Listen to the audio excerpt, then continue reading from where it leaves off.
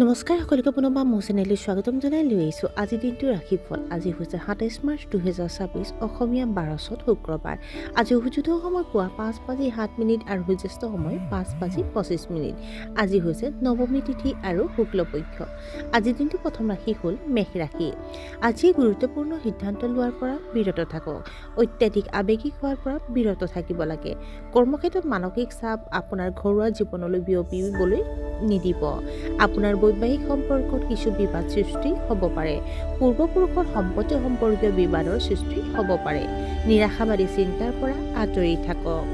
বৃষ ৰাশি। আপোনাৰ সামাজিক চিনাকিবোৰ মিলাপ্ৰীতিৰে থাকিব। আপোনাৰ শত্ৰুক আপোনাৰ ওপৰত আধিপত্য লাভ কৰিবলৈ নিদিব। আপুনি বিদেশ ভ্ৰমণৰ সুযোগ লাভ কৰিব পাৰে। আপোনাৰ বৈবাহিক সম্পৰ্কত উৎকৃষ্ট সমন্বয় থাকিব। আয় বৃদ্ধি হ'লে আপোনাৰ আত্মবিশ্বাস বৃদ্ধি পাব। আইনী বৃত্তিৰ সৈতে জড়িতসকলে ডাঙৰ ডাঙৰ গোচৰ নিৰাপদ কৰিব পাৰে। মিথুন ৰাশি। আজি আপুনি আপোনাৰ সময়ৰ এক উল্লেখযোগ্য অংশ খাদ্য লিপ্ত হৈ কটাব। সৰু ল'ৰা-ছোৱালীৰ লালন পালনৰ সন্দৰ্ভত আপুনি কিছু উদ্বিগ্নতা অনুভৱ কৰিব পাৰে। কৰ্মক্ষেত্ৰত আপোনাৰ কৰ্তৃত্ব আৰু ক্ষমতা হ্ৰাস পাব পাৰে। নিজৰ নীতি আৰু আদৰ্শৰ লগত আপোচ নকৰিব। ধনৰ নাটনিৰ বাবে কৰ্ম সম্পৰ্কীয় বিষয়বোৰ ক্ষতিগ্ৰস্ত হ'ব পাৰে। কৰ্কট ৰাশি। আজি সকলো ভাল হ'ব। আপুনি অনলাইন বিজ্ঞাপনৰ জৰিয়তে আপোনাৰ কামৰ পৰিকল্পনা কৰিব পাৰে। পৰিয়ালটোক সুখী কৰি ৰাখিবলৈ আপুনি হয়তো দামী বস্তু ক্ৰয় কৰিব পাৰে। চিন্তাশীলভাৱে কাম কৰাটো বিবেচনাপূৰ্ণ হ'ব। চকুৰ স্বাস্থ্যৰ যত্ন লোৱা উচিত। সিংহ ৰাশি। বস্তুনিষ্ঠভাৱে নিজৰ ক্ষমতা নিৰীক্ষণ কৰক আৰু অতিৰিক্ত বোজা লোৱাৰ পৰা বিৰত থাকক। আপোনাৰ ঘৰুৱা জীৱন আৰু পেছাদাৰী ক্ষেত্ৰত দুয়োটাৰে ভাৰসাম্য ৰক্ষা কৰাটো প্ৰত্যাহ্বানজনক বুলি প্ৰমাণিত হ'ব পাৰে, কিন্তু আপুনি ইয়াক পৰিচালনা কৰিবলৈ সক্ষম হ'ব। তুচ্ছ কাৰণত অপ্ৰয়োজনীয়ভাৱে দৌৰিবলগীয়া হ'ব পাৰে। মানুহে আপোনাৰ অসুবিধাৰ তাৎপৰ্য তুচ্ছ জ্ঞান কৰিব পাৰে। বহিৰাজ্য ভ্ৰমণৰ পৰা আঁতৰি থাকিবলৈ চেষ্টা কৰা উচিত। কন্যা ৰাশি। আপোনাৰ আৰ্থিক অৱস্থা উৎকৃষ্ট হৈ থাকিব। আপোনাৰ সন্তানৰ আচৰণে আপোনাক দুখৰ সৃষ্টি কৰিব পাৰে। আপোনাৰ ব্যৱসায়ৰ সৈতে জড়িত সমস্যাসমূহ সমাধান হ'ব। সকলোৰে প্ৰতি আপোনাৰ আচৰণ অতি সুখদায়ক হ'ব। আপোনাৰ অতীতৰ কষ্টৰ পৰা আপুনি ইতিবাচক ফল লাভ কৰিব পাৰে। তুলা ৰাশি। কৰ্মক্ষেত্ৰত পদোন্নতি সম্পৰ্কে আলোচনা হ'ব পাৰে। আপুনি আপোনাৰ ব্যৱসায়ত কিছুমান উদ্ভাৱনীমূলক পদ্ধতিৰ সৈতে পৰীক্ষা নিৰীক্ষা কৰিব পাৰে। পৰিয়ালৰ লোক আৰু সমাজৰ মানুহে আপোনাক শলাগ ল'ব। আপোনাৰ দৈনন্দিন কাম কাজ কিছু অশান্ত হ'ব পাৰে।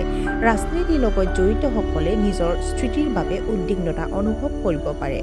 নিজৰ স্বাৰ্থৰ বাবে কাকো অসন্মান নকৰিব। বৃশ্চিক ৰাশি।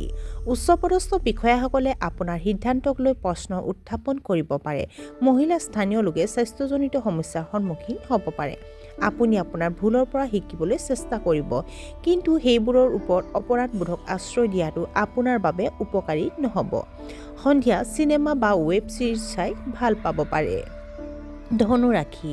আপুনি নিজৰ সামাজিক আৰু নৈতিক দায়িত্ব পালন কৰা উচিত। অচিনাকি মানুহৰ ওপৰত অন্ধবিশ্বাস কৰিব নালাগে। নিজৰ মতামত আনৰ ওপৰত জাপি নিদিব। বন্ধু এজনক লৈ আপুনি কিছু অশান্তি অনুভৱ কৰিব পাৰে। গৱেষণাৰ প্ৰচেষ্টাত আপুনি উল্লেখযোগ্য সফলতা লাভ কৰিব পাৰিলেহেঁতেন। আপুনি হয়তো নিজকে বুজাব নোৱাৰা ভয় এটাই জুৰুলা কৰিব পাৰে। মকৰ ৰাশি। আপোনাৰ বৈবাহিক সম্পৰ্ক যথেষ্ট ৰোমান্টিক হ'ব।